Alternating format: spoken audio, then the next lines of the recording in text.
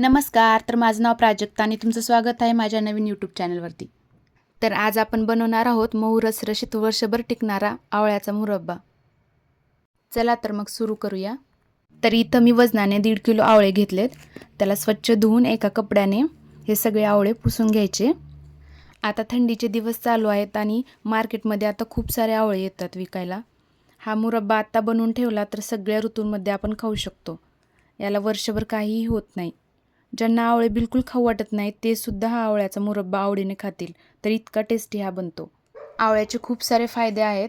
आवळ्यामध्ये भरपूर प्रमाणात vitamin C असतो, त्यामुळे सर्दी खोकला हा दूर राहतो. आता सगळे आवळे पुसून झालेत.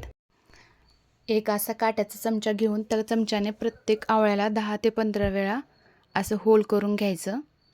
आता होल केल्यामुळं काय होतं की आवळ्यामध्ये पाक व्यवस्थित मुरला जातो आणि आवळा एकदम मऊ होतो. आता हे एकट्याला थोडासा वेळ जास्त लागतो, तर हे करण्यासाठी घरामध्ये कोण निवांत असेल तर त्यांना तुम्ही मदतीला घेऊ शकता.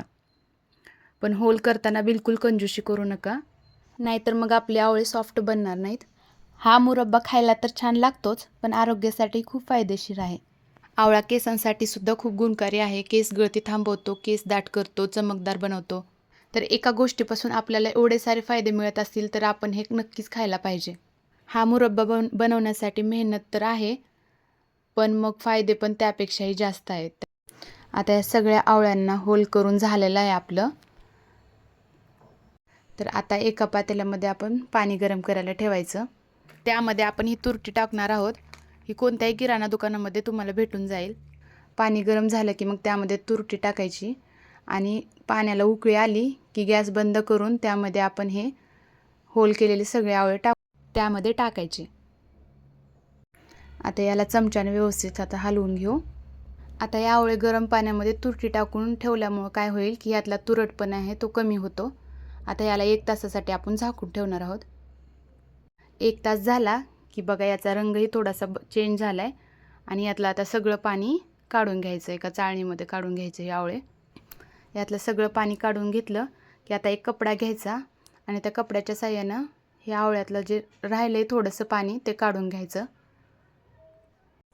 असं सगळ्या आवळ्यामधलं पाणी काढायचं आहे. आता हे सगळे आवळे आपण 2 तासासाठी उन्हामध्ये ठेवणार आहोत.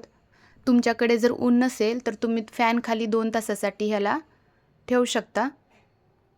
आता 2 तास झाल्यानंतर ह्याचा कलर हा असा होतो. 1.5 किलो आवळ्यासाठी मी इथं 1 किलो गूळ घेतला आहे. आता हा सगळा गूळ त्या आवळ्यामध्ये टाकून ह्याला व्यवस्थित मिक्स करून घ्यायचं आणि याला आता आपण 1 तासासाठी झाकून ठेवणार आहोत. त्यामुळं काय होतं की गूळ थोडासा पातळ होतो.